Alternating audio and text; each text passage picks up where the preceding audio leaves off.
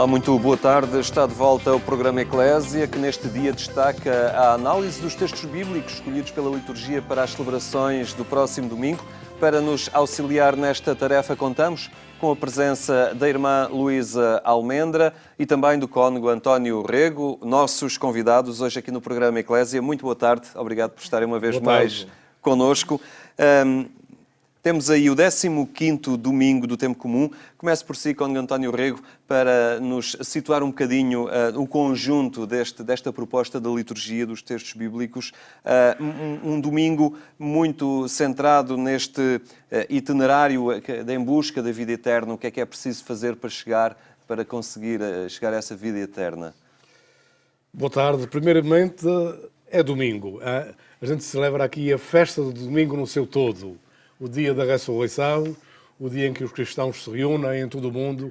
A gente raramente pensa que à volta destes textos, desta liturgia, ela não é uniforme apenas por uma regra canónica ou litúrgica ou jurídica, mas é para a comunidade católica mundial se sentir unida pela mesma palavra e pela mesma festa da apresentação de Cristo como nosso Redentor.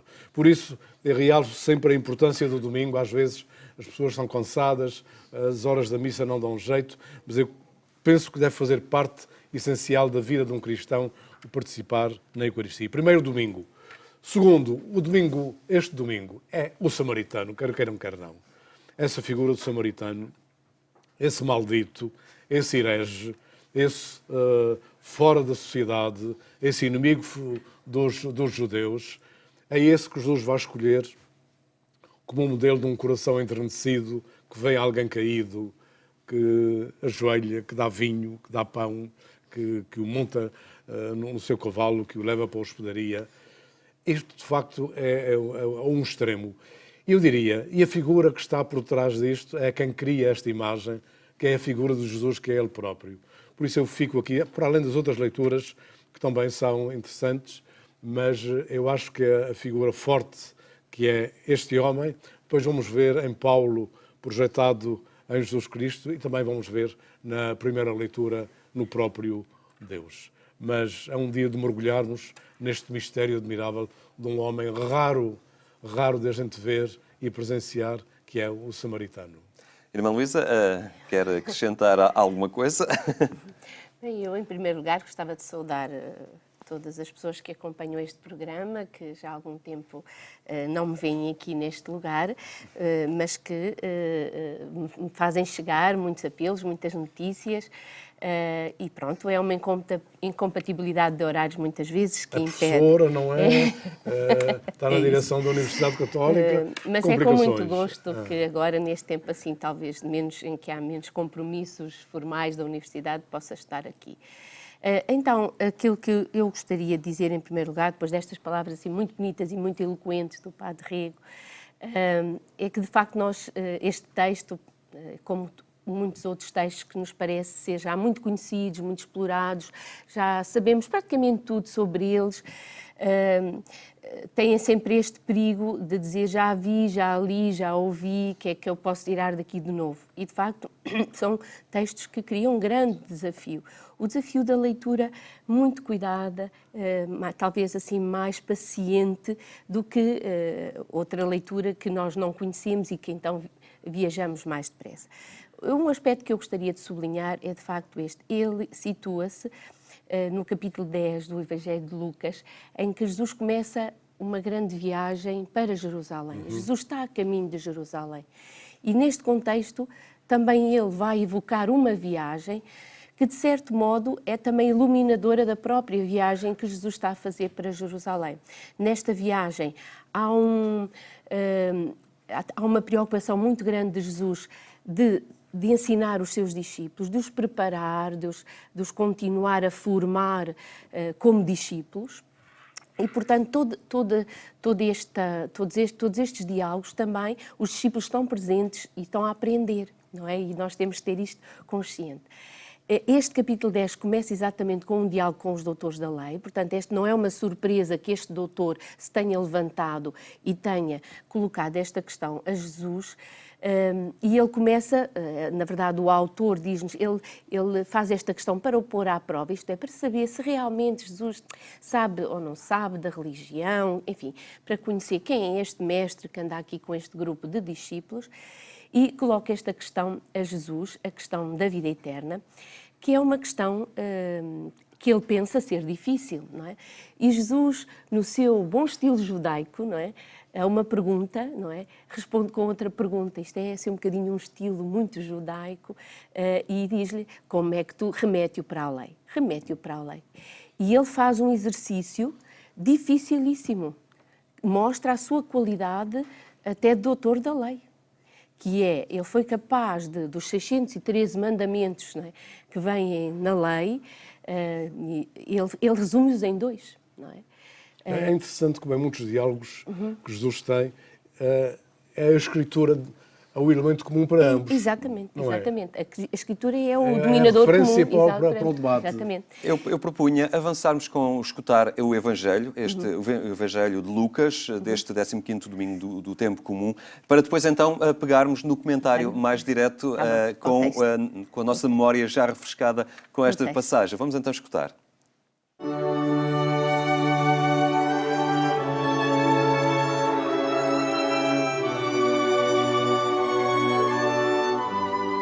Naquele tempo, levantou-se um doutor da lei e perguntou a Jesus para o experimentar: Mestre, que hei de fazer para receber como herança a vida eterna? Jesus disse-lhe: Que está escrito na lei? Como lês tu? Ele respondeu: Amarás o Senhor teu Deus com todo o teu coração e com toda a tua alma, com todas as tuas forças e com todo o teu entendimento, e ao próximo como a ti mesmo. Disse-lhe Jesus: Respondeste bem. Faz isso e viverás. Mas ele, querendo justificar-se, perguntou a Jesus: E quem é o meu próximo? Jesus, tomando a palavra, disse: Um homem descia de Jerusalém para Jericó e caiu nas mãos dos salteadores. Roubaram-lhe tudo o que levava, espancaram-no e foram-se embora, deixando-o meio morto. Por coincidência, descia pelo mesmo caminho um sacerdote, viu e passou adiante. Do mesmo modo, um levita que vinha por aquele lugar viu-o e passou adiante.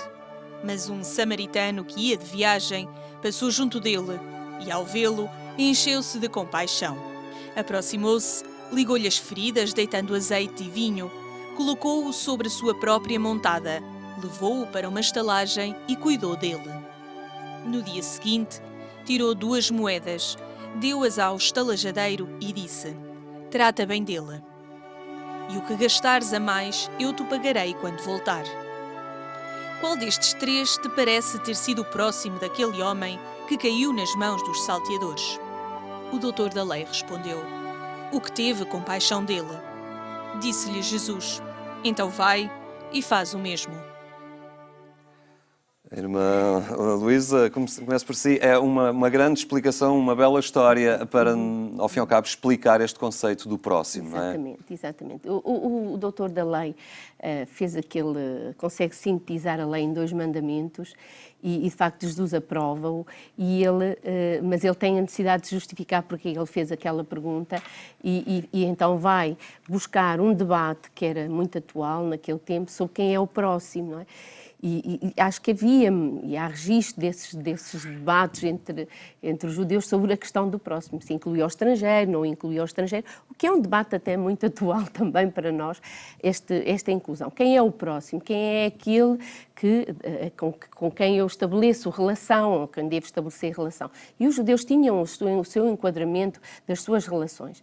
E, na verdade, os inimigos estavam fora desta questão, deste enquadramento do próximo.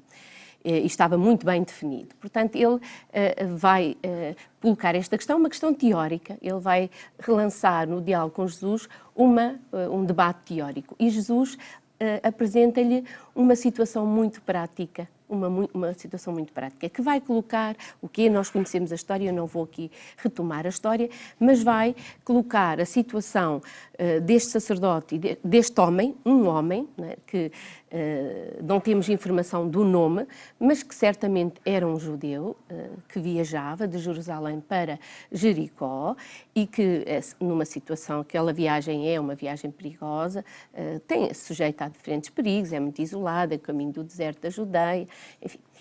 Coloca-lhe esta situação, ele cai meio morto, não é? Está ferido e meio morto, e há estas duas figuras representativas e significativas da sociedade religiosa de Israel, não é a sociedade civil, é a sociedade religiosa, o sacerdote e o levita, e há aqui uma ênfase e uma repetição que é muito significativa.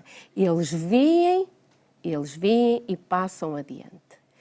Não é que eles não se aperceberam da situação, eles veem e passam. Os profissionais, os profissionais, os pregadores, os moralizadores, exatamente no seu terreno escorrega, eles não é? podiam. É verdade que eles não podiam, estavam proibidos, eles estavam no sentido contrário, dirigiam-se para Jerusalém e, portanto, uma questão ritual de pureza, eles não podiam tocar num corpo moribundo ou morto.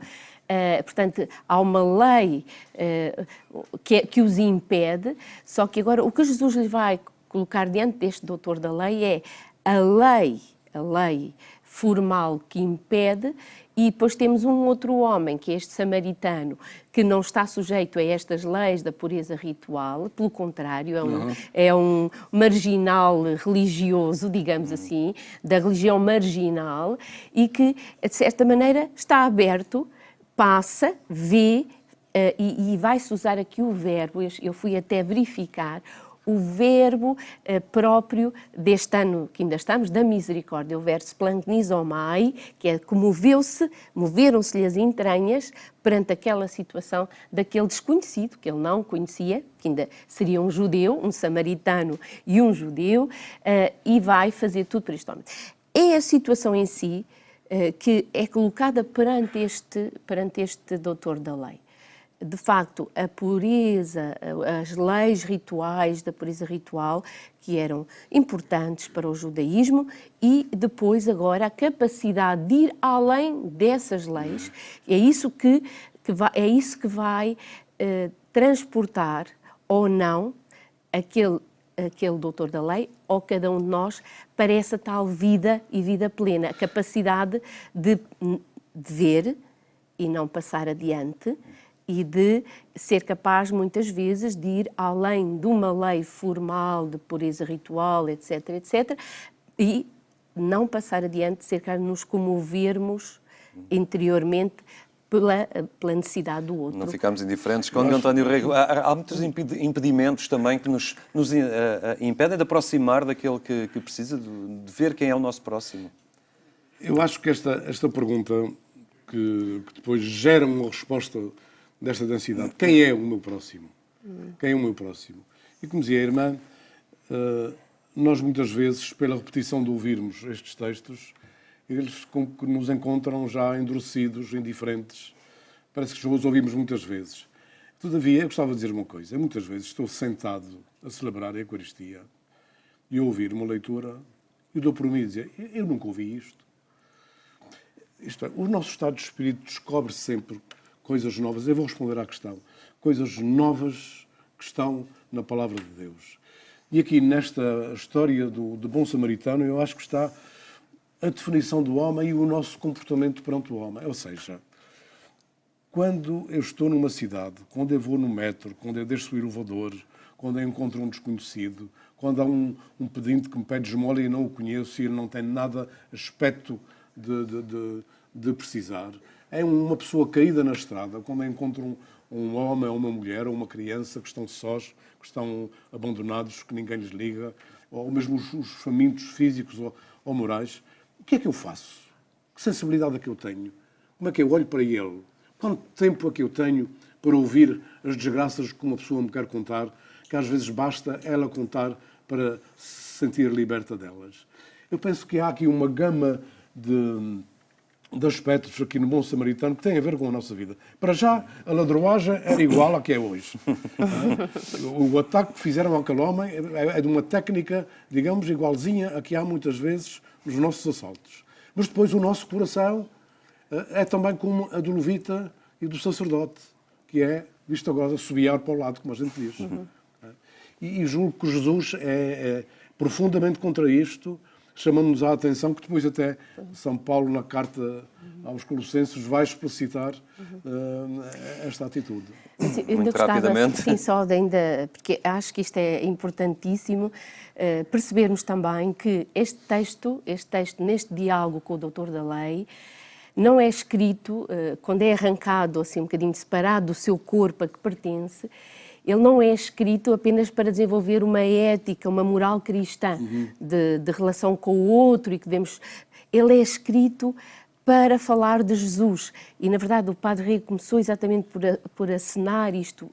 É que os padres da Igreja fizeram uma leitura deste texto muito curiosa. Isto não é uma interpretação agora dos biblistas, porque às vezes dizem os biblistas. É uma interpretação dos padres da Igreja. Eles leram isto numa dimensão cristológica e muito bem, porque Jesus é ele, este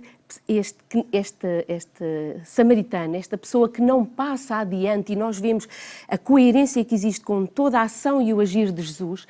Jesus não passou adiante, ele viu o que se passava no seu tempo, quer no âmbito religioso, quer no âmbito social, humano. Ele não passou adiante, ele parou, ele para diante daquela mulher que está a ser apedrejada, ele para diante do paralítico, ele para diante daqueles que o procuram, que o quer tocar.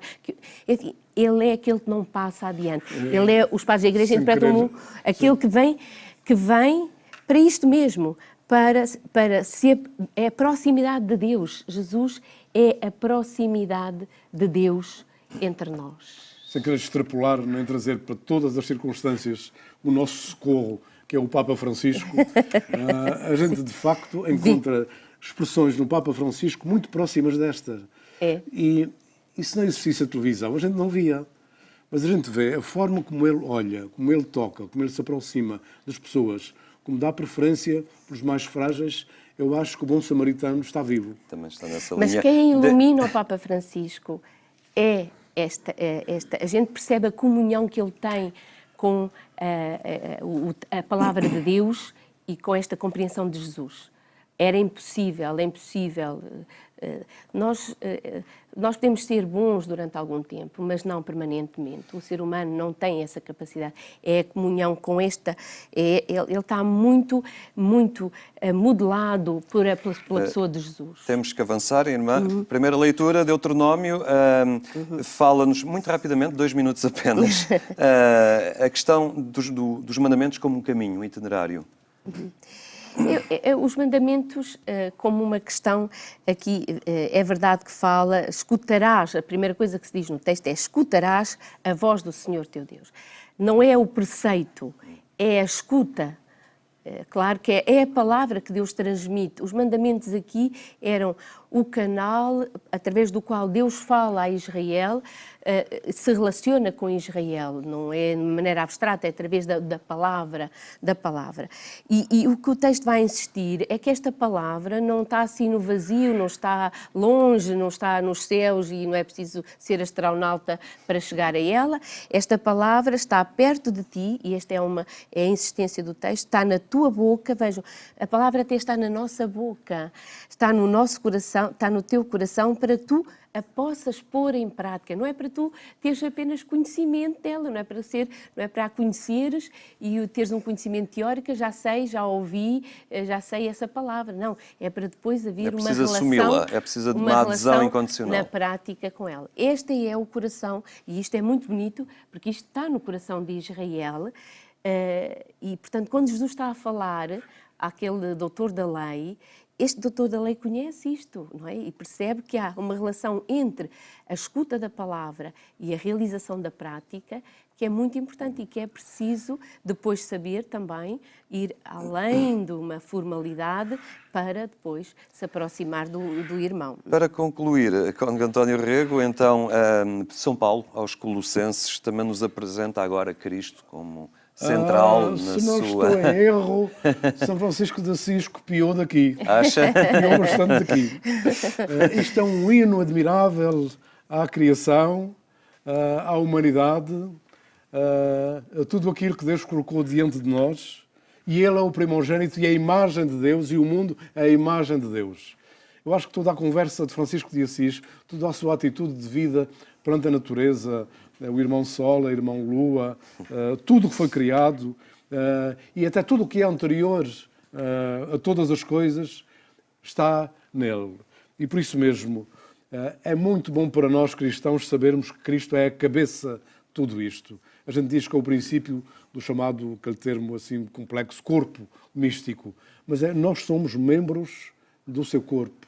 E os cristãos, poucas vezes, quando estão em qualquer recanto da terra, têm esta consciência que sou um membro do corpo de Cristo, que estou espalhado, estou disseminado por este planeta e, vamos lá, que o meu sorriso, que o meu olhar, que o meu acolhimento, que a minha palavra, que a minha presença, que a minha amizade, sejam pelo menos, nós não somos muito bonitos, não é para isso, mas que sejam pelo menos um sinal de que essa aproximação de Deus pelo homem em Cristo existe e que passa também por nós. É o que eu sinto aqui neste capítulo 1 da carta aos cristãos de Colossos. Irmã Luísa, muito rapidamente, para concluir. Não, é só Paulo, esta leitura vem como que fechar esta reflexão, dizendo, na verdade, a consciência de que Cristo é o centro, não é? E é a partir de Cristo, e só a partir de Cristo, e como Paulo dirá, com Cristo, por Cristo e em Cristo, é que nós conseguimos também fazer-nos próximos dos outros. O ser humano por si mesmo pode ter alguma inclinação para o bem, e tem certamente, e faz o bem, mas manter-se no bem a toda a prova e até com as dificuldades que fazer esse bem criam, suscitam, só com Cristo, por Cristo e em Cristo. Eu aconselhava aí em casa que pegassem no Novo Testamento, carta aos Colossenses, capítulo 1, e lessem isso devagarinho. Com mais atenção. Vão ver que estão lá muito mais coisas e, se calhar, muito mais bonitas e importantes do que aquelas que nós dissemos. Mas aquelas que nós dissemos foi... São certamente também importantes e eu agradeço muito a vossa presença aqui hoje. Obrigado por estarem. É bom sinal. Muito obrigado, então. É a análise dos textos bíblicos do próximo domingo, mesmo a terminar. Lembro ainda que mais logo pode acompanhar a edição rádio do programa Eclésia. É pelas 22h45 na Antena 1. Tenha então uma boa tarde e um bom fim de semana.